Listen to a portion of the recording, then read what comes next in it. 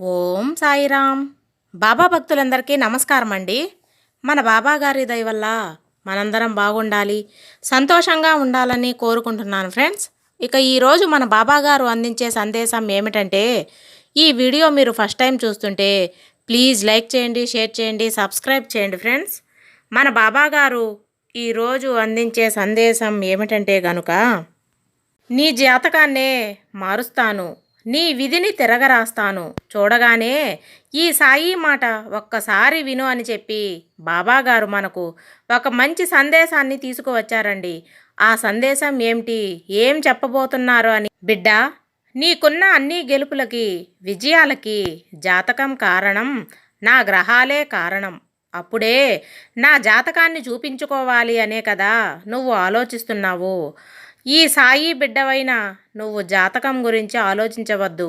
జాతకం చూపించుకోవాలా లేదా అని చెప్పుకోవద్దు. సాయి భక్తుల జ్యోతిష్యం అనేది చూపించుకోనవసరం లేదమ్మా. ఎందువల్లంటే ఈ సాయే మీ విధిలో ఉన్నప్పుడు మీకు ఇంకా వేరే జాతకం ఎందుకు చెప్పు. విధియే నీకు అనుకూలంగా మారుస్తాను. ఏం జరుగుతుంది అని మాత్రమే చెప్పగలుగుతాను. కానీ నువ్వు నమ్ముకున్న ఈ బాబా మాత్రం నీ జాతకాన్ని మార్చగల శక్తి అనేది ఉంది. నీ జాతకంలో ఏం జరుగుతుంది అని నిర్ణయించేది నేనే కదా. జ్యోతిష్యులు నీ జాతకాన్ని చెప్పే మంచివాళ్ళు కానీ నీ జాతకాన్నే మార్చగలిగే శక్తిని నేనే కదా. జ్యోతిష్యం అనేది అబద్ధం కాదు తల్లి. కానీ జాతకం మేమేదే నమ్మకం అనేది పెట్టుకోవద్దు. ఈ సాయి బిడ్డకు అది అవసరమే లేదు. అన్ని అవసరాలకు, అన్ని విషయాలకు కర్తను, కర్మను అన్నీ నేనే అయినప్పుడు నువ్వు ఆందోళన చెందాలా చెప్పు. అస్సలు వద్దు. నీకు అన్నింటినీ నేను చూసి ఇస్తాను. నీకు కావలసినవన్నీ నేను చూసుకుంటాను. నీ జాతకంలో పిల్లలు లేని వారికి సంతాన ప్రాప్తిని కలిగిస్తాను. పెళ్లి యోగం లేని వివాహానికి వివాహం జరిపిస్తాను. ఒకరు నా దగ్గర శరణాగతి పొందారు అంటే వాళ్ళు పూచి బాధ్యత నాదే. వాళ్ళ అవసరాన్ని నేను తీరుస్తాను. మీ ఆనందాన్ని నేను ఎక్కువ చేస్తాను. నీ సుఖంలోనూ దుఃఖంలోనూ నన్ను చూడు. లోకంలో జీవించే జీవితంలో నన్నే చూస్తూ ఉండు. జాతకం, జ్యోతిష్యం, ప్రశ్నలు, సోది ఇలాంటివి కాకుండా నీకు నేను బాబా ఉన్నాను కదా. నన్ను అనుకొని కూర్చో. నన్ను శరణాగతి పొందు. నా పాదాలు తాకు. ఈ బాబా ఉన్నాడని నమ్ము. నీకు కావలసిన అన్నింటినీ నేను అందిస్తాను.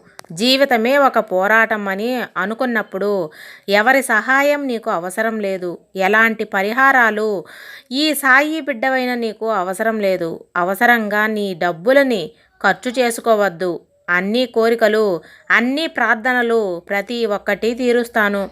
వాటి మూలంగా నా దగ్గర నువ్వు ఆ ప్రార్థన పెట్టినప్పుడు తప్పక నెరవేరుస్తాను.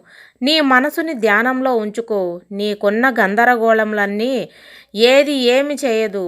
ఎవరి దగ్గరకో లేదా నీతో ఎవరు ఉండాలో అలాంటి మనుషులు ఎక్కువగా ఉన్నారు. కాబట్టి ఇప్పుడు నువ్వు ఉన్న పరిస్థితుల్లో ఎవరి దగ్గర ఎలాంటి ఆలోచనలు, ఎలాంటి సలహాలు ఎవరిని అడగవద్దు. ఎవరిని సహాయం కూడా కోరవద్దు. ఎలాంటి నిర్ణయాలు తొందరపడి తీసుకోవద్దు. కొద్దిగా ప్రశాంతంగా, నిదానంగా ఉండు. నిన్ను నువ్వు మంచి దారిలో చూపించే నేను నడిపిస్తాను తల్లి. నా వల్ల మాత్రమే అన్నీ మార్చగల శక్తి ఉంది అని నమ్మావు కదా. ఈ యొక్క నమ్మకమే నిన్ను గెలిపిస్తుంది. నా నామాన్ని స్మరిస్తూ ఉంటే నీ జాతకాలేంటి, ఏ జీవితమే మారిపోతుంది అని చెప్పి గుర్తించుకో. నువ్వు ఈ సాయి బిడ్డవై కాబట్టి బాబా బిడ్డవైన నీ కోరిక ఎప్పటికైనా సరే ఈ సాయి చెంత చేరాల్సిందే. అంటే నీకు మంచి కాలం వస్తుంది అని అర్థం. నువ్వు అదృష్టవంతురాలివి అని అర్థం. కాబట్టి ఎప్పుడూ కూడా నీ జాతకము నీ చేతినో నీ విధిరాతనో ఎవరి దగ్గర చూపించాలి అని దిగులు పడవద్దు. దాని గురించి అంతా ఈ సాయి చూసుకుంటున్నాను. అన్నీ సరిచేస్తాను తల్లి. నువ్వు ఆందోళన పడేందుకు, నువ్వు బాధపడేందుకు ఇక్కడ ఏమీ లేదు. అలా ఉన్నా సరే వాటిని తుడిచేయడానికి నేను ఉన్నాను.